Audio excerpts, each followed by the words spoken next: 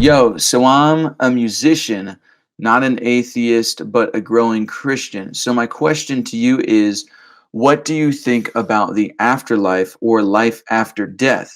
Why do I keep getting this question? it's it's such a weird question for me because the answer is so simple for me. It's I don't know. I don't have any idea. And this is why it's weird. It's also weird when people um call me an atheist because I don't even consider myself an atheist. I mean, then well, do you believe in God? And I'm like, well, no, but I don't believe in your idea of God. I don't believe in, the Christian God. And that all could change. But do I think that there could possibly be something more? Yes. Do I believe it? No.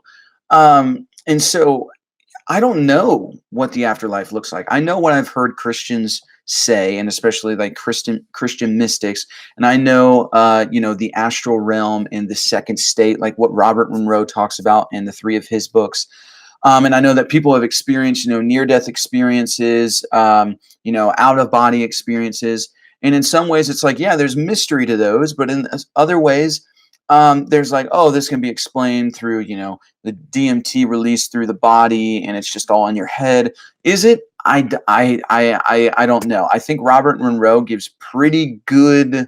He has some pretty good arguments and tells some pretty convincing stories that there is something beyond it all, beyond death.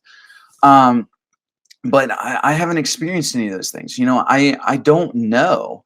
And so it's interesting. I think that's an interesting question, because it's like people. I don't know. I'm not claiming that you assume that I have an answer, or maybe you're. I don't know if you're assuming that I'm just saying, oh yeah, I don't believe in it at all. That's not the case.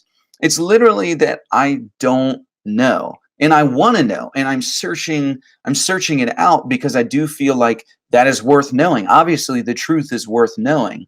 And so I think that gives me motivation to keep searching and to keep, practicing spirituality and meditation.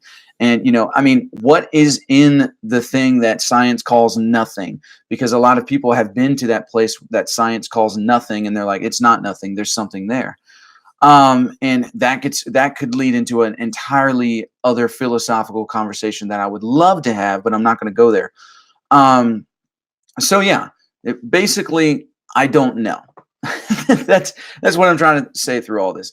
I don't know if there is an afterlife. I don't know what it looks like. But I do. But I'm not. Let me say this. I'm not one of those people where it's like, no, it's that whole thinking is stupid. There's nothing there. And I'm like, I mean, it's try telling that to the people who have claimed to experience it, and their life has clearly shifted and changed. But also that's been done with psychedelics and people who have had intense depression, fear, anxiety. They did psychedelics once, and then they had that huge shift, that huge change that changed them. Sometimes it's even DMT, which our body naturally releases. So it's like, what is the answer? What is the case? I'm not going to know that until I experience it for myself. And that's what I want to happen, because I don't think any amount of research could really tell us, what's beyond that great unknown. Who knows? But I do see that for the people who have experienced it themselves, they say, okay, yes, this is absolutely real. There's, I've seen a few atheists now, like atheists, like I don't believe in God, that do believe in an afterlife because they've experienced it. They said, yes, I have had an out of body experience. No, I don't believe in God, but I do know that I will live on after I die.